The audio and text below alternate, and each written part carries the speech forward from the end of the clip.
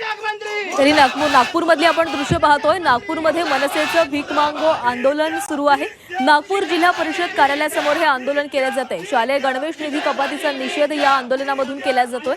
सरकार देत असलेला निधी अपुरा असल्याचं मत यावेळी व्यक्त करण्यात आलेलं आहे। तर नागपूरमध्ये हे मनसेचं भीक मागो आंदोलन सुरू आहे। शालेय गणवेशासाठी जवळपास एका गणवेशासाठी 240 रुपयांचा निधी मंजूर करण्यात आलेला आहे। मात्र हा निधी अपुरा आहे, त्यामुळे याचा निषेध या आंदोलनामधून केला जातोय। जोरदार घोषणाबाजी मनसेच्या या आंदोलकांकडून केली जाते। शालेय शिक्षण विभागाच्या धोरणाचा निषेध या आंदोलनामधून करताना पाहायला मिळतोय। नागपूर जिल्हा परिषद कार्यालयासमोर मनसेनं हे आंदोलन सुरू केलेलं आहे।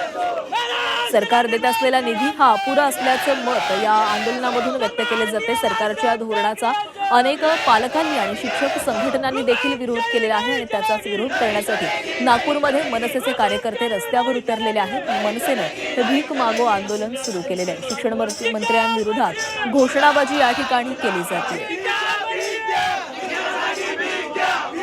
गोरगरीब विद्यार्थ्यांची क्रूर थट्टा बंद करा असे हातामध्ये पोस्टर घेऊन मनसेचे कार्यकर्ते या ठिकाणी आंदोलन करताना दिसतात। आणि या संदर्भात अधिक बोलणार आहोत आमचे प्रतिनिधी अमर काणे आपल्यासोबत आहेत। अमर, शिक्षण विभागाच्या धोरणाविरोधामध्ये नागपूरमध्ये मनसेने हे आंदोलन सुरू केलेलं आहे, काय मागणी आहे सगळ्यांची?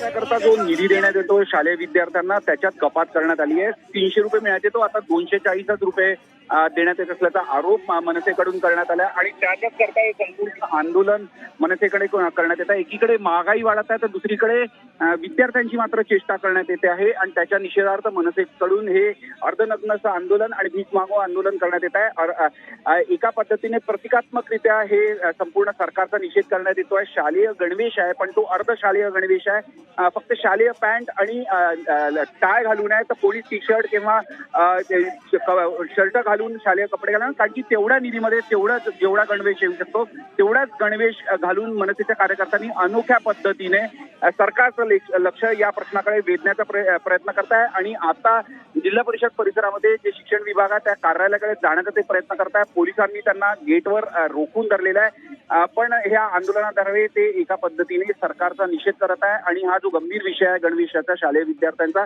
त्याच्याकडे लक्ष वेधण्याचा प्रयत्न करत आहे। अमर, काही जिल्हाधिकाऱ्यांना निवेदन वगैरे या संदर्भात दिलं जाणार आहे का आता?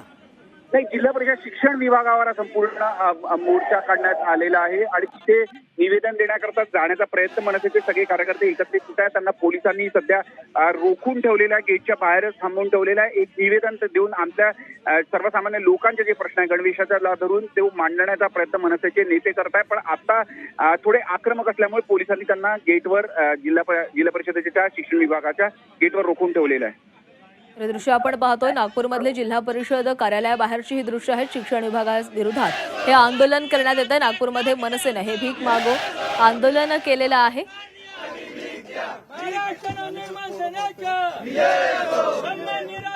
शालेय शिक्षण विभागाच्या धोरणाचा या आंदोलनामधून निषेध केला जातो। याआधी शालेय गणवेशासाठी 300 रुपये दिले जायचे, मात्र आता तो निधी कमी करून 240 रुपये दिले जातात आणि याचाच निषेध करण्यासाठी मनसे कार्यकर्ते रस्त्यावर उतरलेले आहेत। अनेक पालक आणि शिक्षक संघटनांकडून देखील या निर्णयाचा विरोध करण्यात आलेला होता।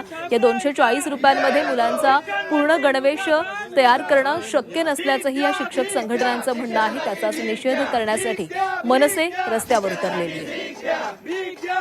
जिल्हा परिषदेच्या शिक्षण विभागा कार्यालयाबाहेर हे आंदोलन केलं जात आहे। भीक मागो आंदोलन मनसेचं सुरू आहे आणि तेथून आढावा घेतलेला आहे आमचे प्रतिनिधी अमर काणे। नागपुरात मनसेकडून भीक मागो आंदोलन करण्यात येत आहे आणि खरं तर आपण मनसे कार्यकर्त्या नेत्यांचा हा पेहराव सुद्धा बघू शकतो। खरं तर शालेय विद्यार्थ्यांची पॅन्ट आणि बनियान आणि खरं तर टाय सुद्धा दिसत आहे, पण कपडे पूर्ण नाही आहे शालेय विद्यार्थ्यांची सुद्धा। नेमकं हे आंदोलन काय? मनसेचे नेते द्रुक्करजी आपल्यासोबत आहे। आपण हे आंदोलन करताय, नेमकं काय भूमिका, काय मांडणी करायची आपल्याला? नेहमी आमच्या जिल्हा परिषद शाळेतील विद्यार्थ्यांना 300 रुपये हे गणवेशासाठी भेटायचे, मात्र शासनाने महंगाईच्या नावाखाली 20% कपात घेऊन ज्याप्रमाणे 240 रुपये आता पाठवलेले आहेत आणि मुळात पीएमसी द्वारे त्यांना कपडे शिवून घ्यायचे आहे। आता महिला बचत गटाकडून तोंडावर शाळा सुरू होणार आहे, अशा वेळेस गणवेश शिवणे सोपा आहे का? 240 रुपयात खरं तो ड्रेस शिवता येईल का? आम्ही ते ड्रेस खरेदी करायला गेलो तर आम्हाला 200 रुपयात 250 रुपयात फक्त पॅन्ट आलेली आहेत आणि काही लोकांची टाय आलेली, ज्यांना त्यांनी कमर कमी असेल लोकांना. अगदी आपण टाळ्या चालेल दिसताना हातात एक कटोरा सुद्धा दिसतोय. आता प्रशासकाने आम्हाला भीक मागण्याची पाळी आणली आहे.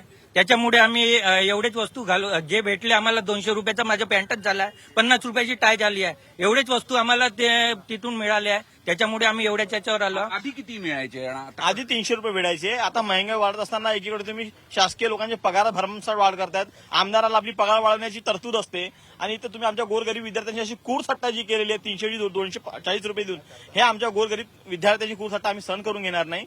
आज आम्ही शांततेत आंदोलन देतो. येत्या 7 दिवसात झाला नाही तुम्ही जिल्हा परिषद मुख्याधिकारी कार्यालय फोडून याचं जबाबदार शासन असेल. खरं तर सर्वांसाठी व्हिडिओ जर्नलिस्ट सत्यशील सातपुतेसह अमर काळे, नागपूर.